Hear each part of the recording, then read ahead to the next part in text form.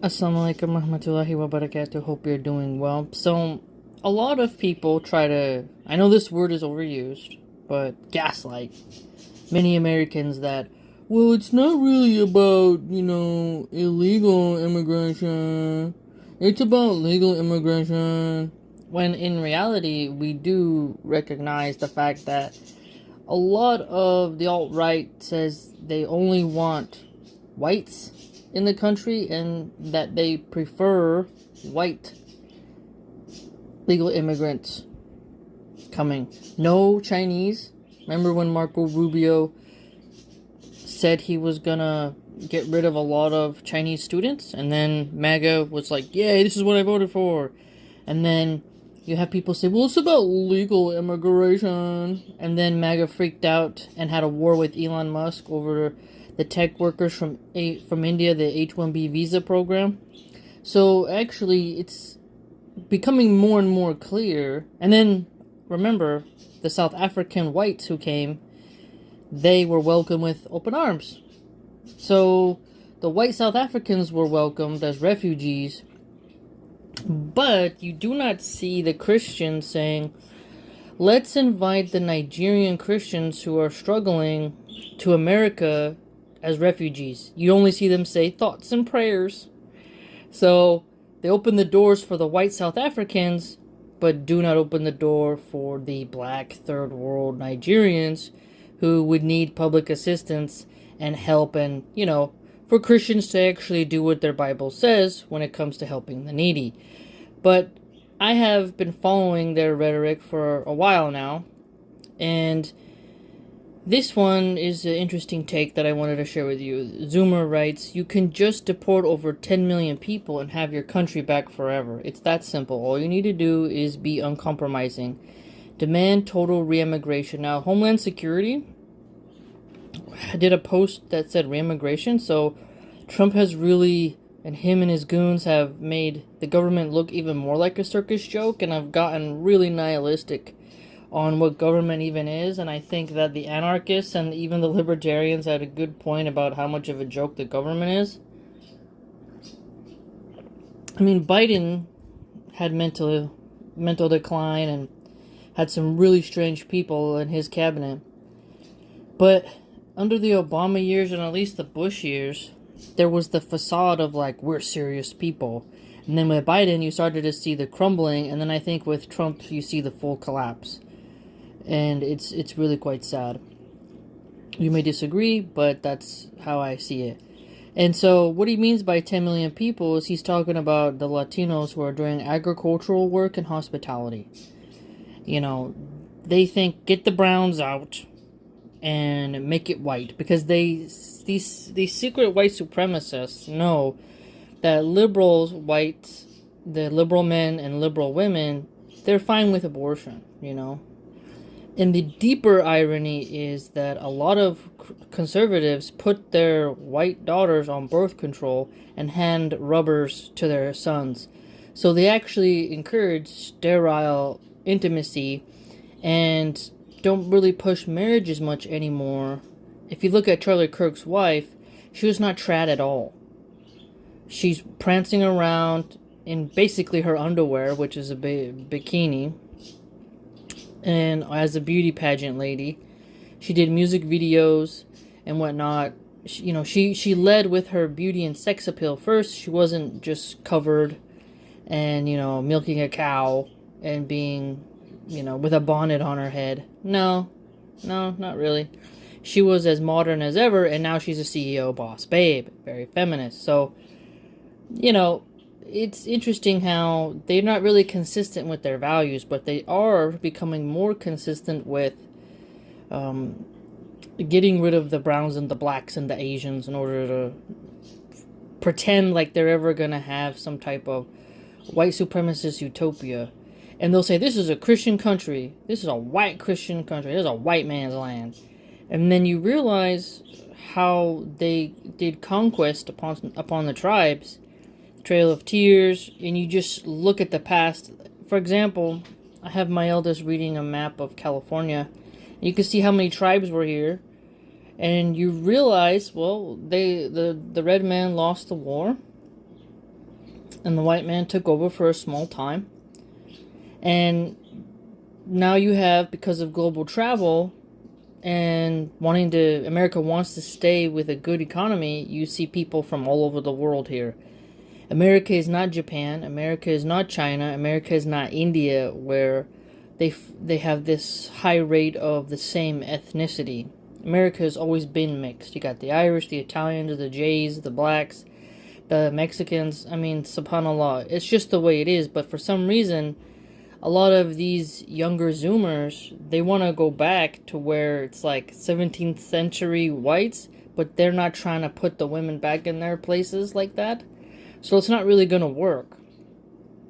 Women have a choice to not have children anymore, and that means that the white birth rate's going to go down, and race mixing is here to stay whether they like it or not. So the immigrants aren't taking anything away. Zoomers are not lining up to pick up potatoes and pick up garlic and do that kind of stuff. They're just not. Okay? They think they're going to be paid $30 an hour to pick up onions. It's pretty strange. And then Darth Goy here, which is such a nerdy... What is this? Some of the names they come up with. It says, be anti-foreign at every level. Don't shop with them. Don't hire them. Don't work for them. Don't buy their food. Don't watch TV shows with them in it. Ignore them in public unless they get in your way, and then be openly hostile. Many of them will deport themselves, the rest. So I want you to think about this antisocial behavior. So think about these idiots. If you were to actually do that, you know how fast the American economy would crumble? You Chinatown, you go to, Italian town, there's tons of taquerias.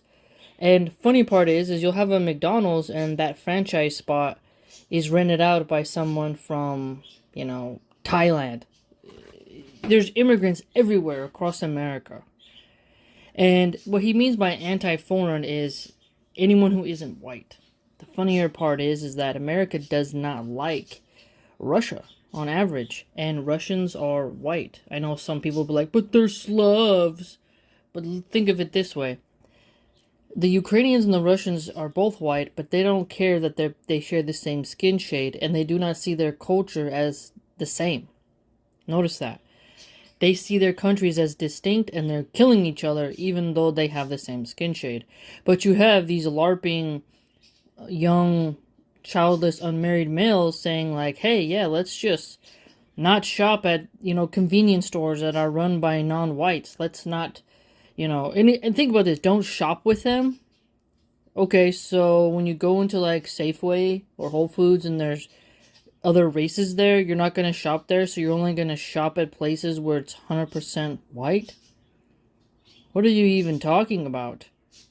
So, you're driving on the freeway, you need gas, you go to the gas station, there's a Sikh there, working there, and you're just not going to put gas in your car?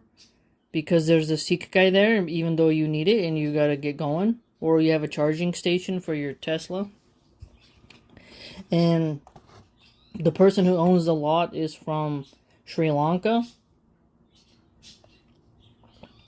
Absolute lunacy. Don't buy their food.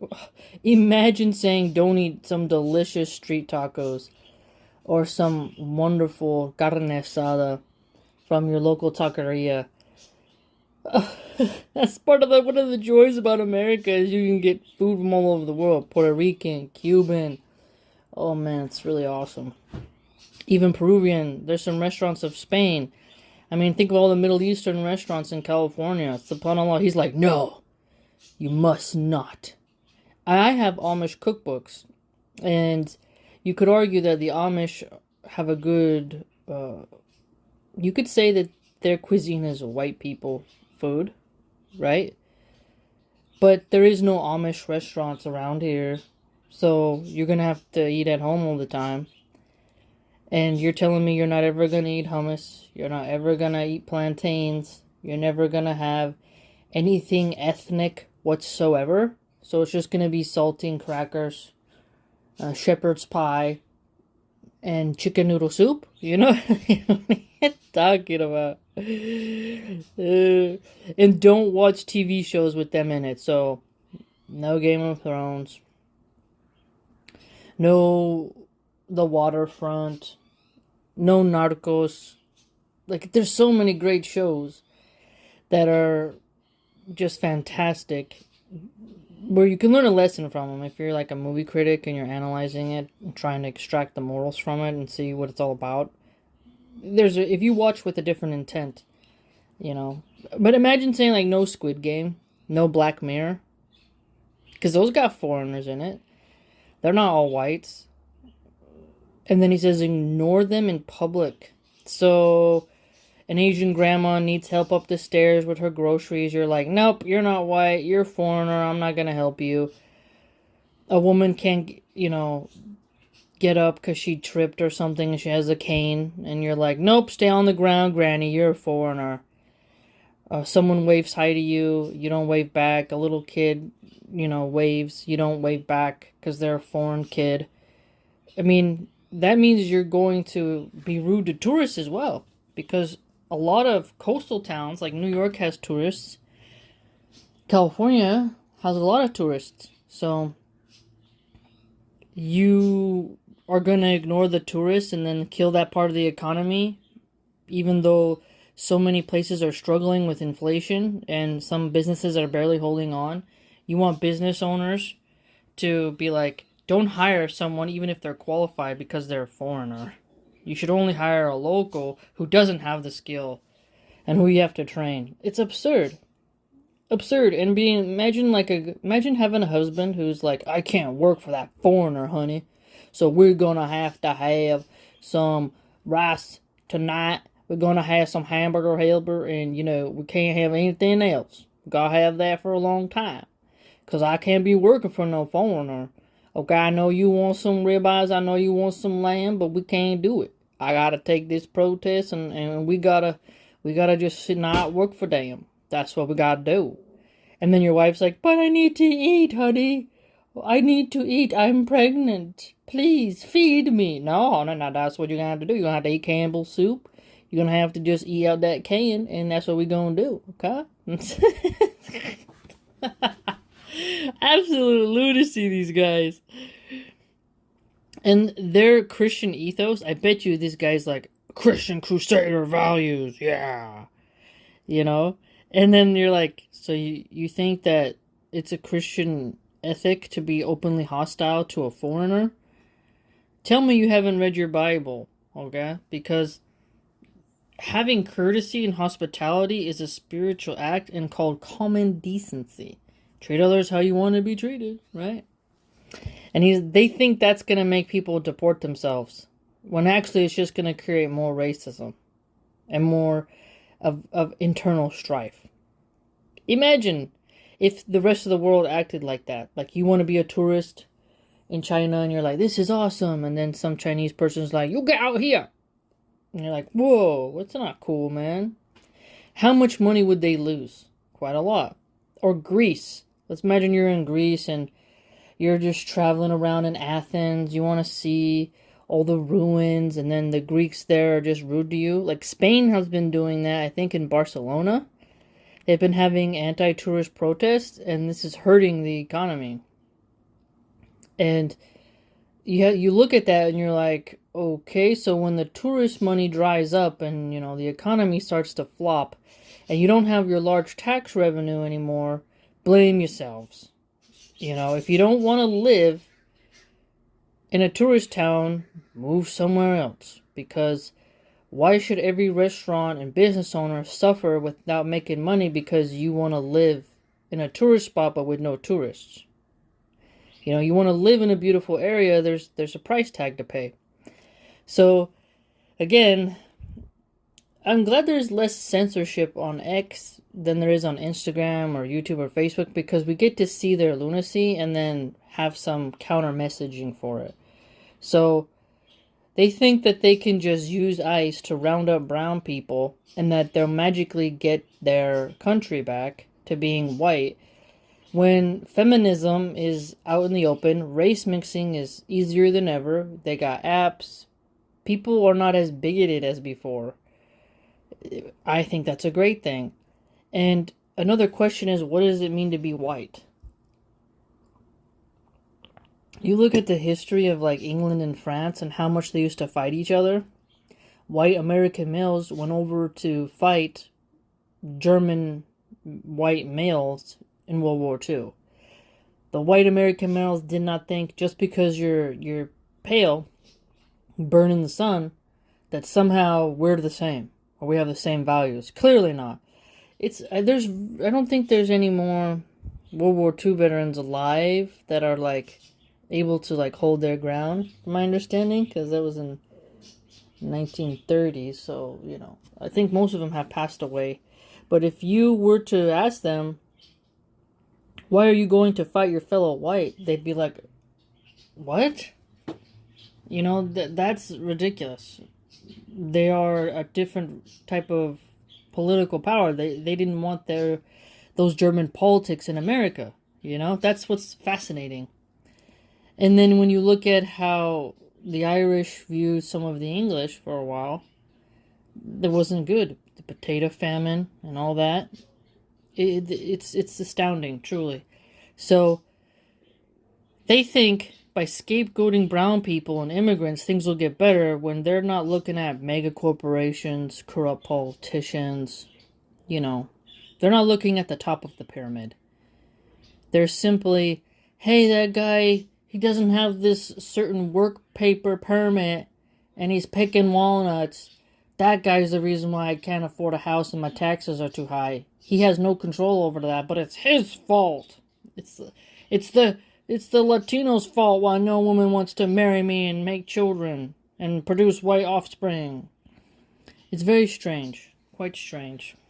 Let me know what you think. Please like, comment, subscribe, share, join the blog.